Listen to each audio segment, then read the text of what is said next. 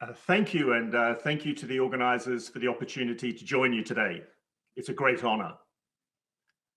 The devastating pandemic that we're currently living through has been omnipresent over the past year, with governments struggling to stop it from spreading, striving to vaccinate us against it, and working to understand its origins. At some stage, we will get through it, but when we do, it won't be over. Far from it. According to a recent World Health Organization report, the most likely explanation for COVID-19 is that the virus jumped from an animal, such as a bat, to humans via another animal. One of the authors of the report suggests that the virus may have jumped from bats to animals in a wildlife farm, which was supplying an animal market. While it's still too early to draw any final conclusions about the origins of COVID-19, the links between wildlife and previous epidemics and pandemics are well known, as are the conditions that make the spillover of viruses from animals to humans more likely. Health and wildlife experts have warned us for decades of the public health risk associated with people mixing with wild animals, including through habitat destruction, illegally or poorly regulated wildlife trade, and through the sale of wildlife at markets that bring together wild, captively bred, and domesticated animals. Now, in saying so, it's important to remember that when left alone, wild animals pose no risk to human health. The risk comes from how we, as people, interact with wildlife. And just last year, the UN IPBES released a report telling us that an astonishing 1.7 million undiscovered viruses are thought to exist in wild animals, about half of which could spill over to people. And scientists also tell us that more than 60% of emerging infectious diseases are zoonotic, namely infectious diseases that spill over from non-human animals to humans. And more than 70% of these are from wild animals. And it's not just the health risk we need to be concerned about. In addition to these risks, the UN IPBES predicts that due to our actions, over 1 million species will go extinct over the coming decades, including due to overexploitation and loss of wildlife habitat, unless we change course. Climate change is also high on the international agenda. And one response to help mitigate climate change is called nature-based climate solutions. For example, better protecting forest. They can offer about 1/3 of the carbon dioxide mitigation needed between now and 2030. Yet habitat loss and the overexploitation of wildlife, including for illegal trade, degrades ecosystems and their ability to mitigate climate change. And the dramatic and sudden loss of revenue from wildlife tourism in 2020 due to the pandemic sent shockwaves through the conservation community, decimating jobs, enterprises, and livelihoods. And this loss of tourism has, in turn, negatively affected the ability of countries to manage wildlife and protected areas, which is further exacerbating these threats to our biodiversity, climate, and public health. If nothing else, this COVID-19 pandemic has reminded us, albeit in a devastating way, of the interconnected nature of things, most particularly between economies, the environment, human and wildlife health and welfare. We need to recalibrate our relationship with nature for many compelling interrelated reasons, including to protect biodiversity, including wildlife, combat climate change, and to prevent future pandemics. Now, this will require profound changes in how we regulate the taking, trade, and consumption of wildlife, how we combat wildlife crime, and how we manage and finance the protection of wildlife at its source. And I'll briefly touch upon all three issues today, starting with wildlife crime and wildlife trade. I chair a global initiative known as the Global Initiative to End Wildlife Crime. We're a diverse group of people and organizations coming from across every continent who have joined forces to promote changes to our international laws to ensure we give ourselves the best chance of avoiding the next pandemic, as well as for achieving multiple other benefits. And one of our founding supporters was Gilda Maratti, who we are delighted to have on board as our advisor on partnerships. Now, our initiative has concluded that our current international regime for regulating wildlife trade and combating wildlife crime, including illegal wildlife trade, is inadequate for both regulating the trade, markets, and consumption that pose a risk to public health, as well as for ending wildlife crime. And let me share with you our concerns about existing wildlife trade and wildlife crime laws in a little more detail, and also briefly outline for you our suggested reforms. Firstly, on wildlife trade. The international agreement that exists to regulate trade in wildlife, known by its acronym CITES, takes decisions based solely upon biological criteria. It looks to see if any trade will affect the survival of the species of animal or plant that is being traded. It does not pay any attention to the risk that such trade could pose to human health or animal health. Now, this needs to change. Regulating wildlife trade needs to be based on a One Health approach, where biological, human health, and animal health criteria are all taken into consideration. And this is a point that was stressed very well by Mario Monti in his presentation. Human memories are short, as is clear from our responses to previous pandemics.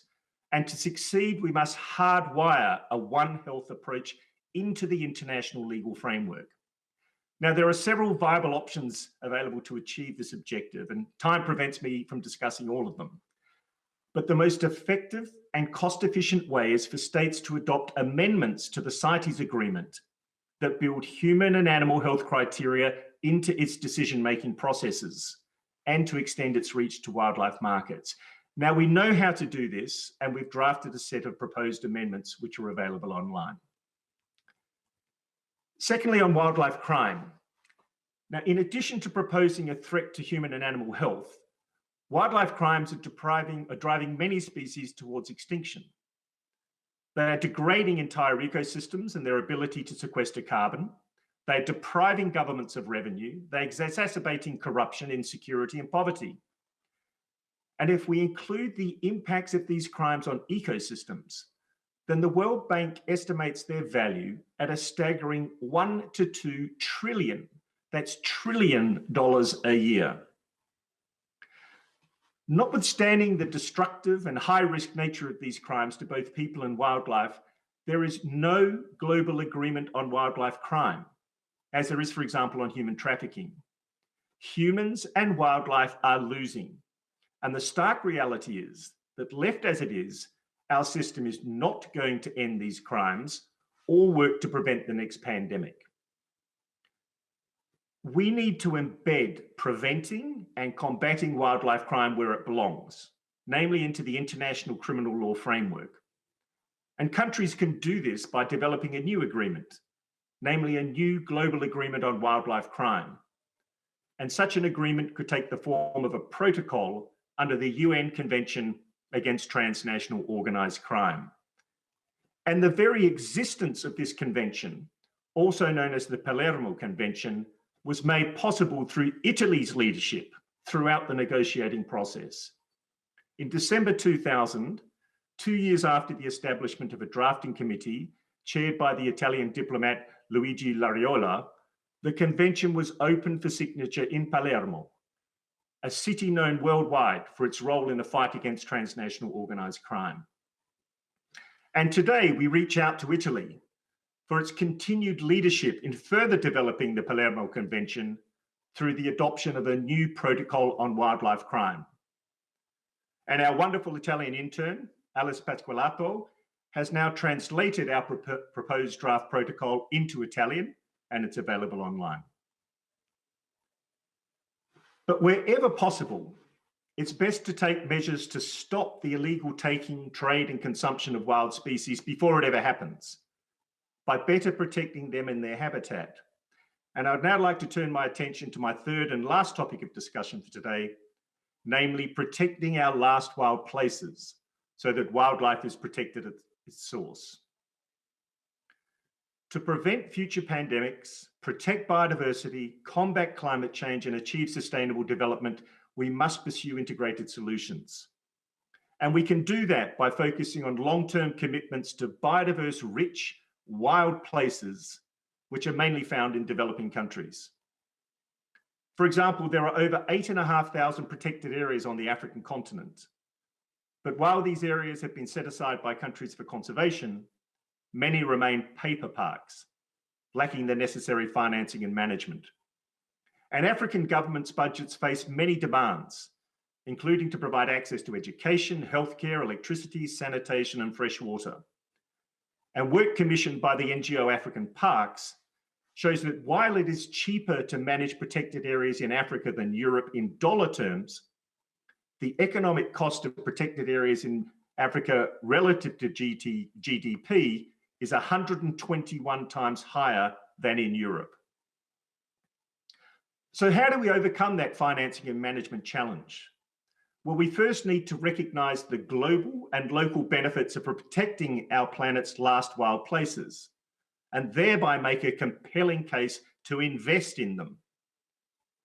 If these wild places are well managed, they create the enabling environment for multiple global objectives to be achieved simultaneously for biodiversity, climate, human health, and sustainable development.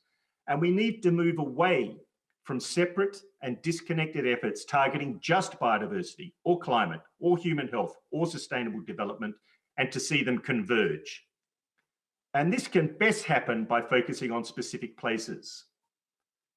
And if we get it right, then these places can be conducive to attracting investment from the public sector, bilateral and multilateral institutions, the corporate and philanthropic sectors, as well as from individuals. And while each investor may have a different motivation for investing, they are all seeking a return of one sort or another, a return that is related to their own objectives.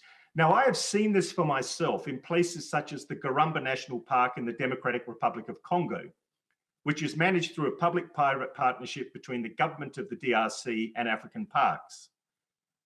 And as a result of good long-term management, wildlife is recovering, local people are being employed, local enterprise is expanding, carbon is being captured, and human rights are being respected. Funding is being attracted and blended from across every sector, including from a nearby mining operation that is offsetting its biodiversity impacts. It can be done. It is being done. We need more of it. Today, we better understand the multiple benefits of nature conservation, yet these benefits are not sufficiently recognized by health, development, or security initiatives or their financing. And as the benefits of effective nature conservation extends well beyond wildlife, so too must the sources of financing. Colleagues, the world is still feeling the full brunt of a pandemic, which most likely had its origins in wildlife. We are advised that there are hundreds of thousands of new viruses that could spill over from wildlife to humans. We are struggling to combat climate change, and we are staring down the loss of 1 million species. Given the scale of the risk to people and planet, we simply cannot stand by and watch wildlife continue to disappear without ratcheting up our collective response, including to our international wildlife laws and investment in wild places. We owe it to the world's youth to act boldly and swiftly to ensure we pass on a healthy and prosperous planet. And if we manage to take these separate but interrelated actions, I believe we will be well placed to avert the next wildlife-related pandemic, protect biodiversity, and combat climate change. But if we do not act boldly now to institutionalize the changes that are needed to laws, funding, and programs, I fear that we may find ourselves back in the same grim place in the not too distant future. Thank you, and thank you again for the invitation to join you today.